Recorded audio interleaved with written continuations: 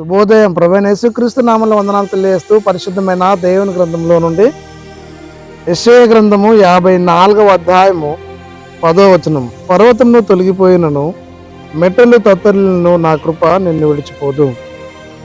సమాధాన విషయమైన నా నిబంధన తొలగిపోదు అని నీ యందు జాలుపడి యెహోవా సెలవిచ్చుచున్నాడు. ప్రార్థన చేసుకుందాం. పరిశుద్ధుడా, ప్రేమ గల తండ్రి, వందనాలు స్తోత్రాలు చెల్లిస్తూ వాక్యం దానిస్తుండగా మీ సన్నిధి మాతో ఉంచి నడిపించమని ఆన్లైన్లో వీక్షిస్తున్న వారిని దీవించమని యేసు నామంలో ప్రార్థించడికి వేడుకొనిచున్నాము తండ్రి, ఆమేన్.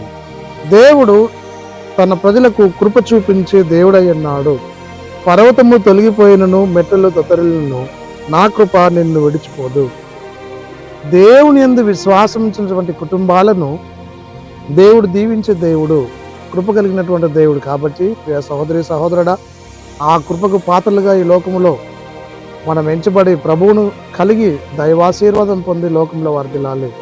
యేసుక్రీస్తు శిష్యుడు పౌలు ఎఫెసీ సంఘాన్ని తెలియజేస్తూ 2వ అధ్యాయం 8వ వచనంలో మీరు కృపచేతనే రక్షింపబడి ఉన్నారని సెలవిచ్చిన మాట జ్ఞాపకం చేసుకుంటున్నారు.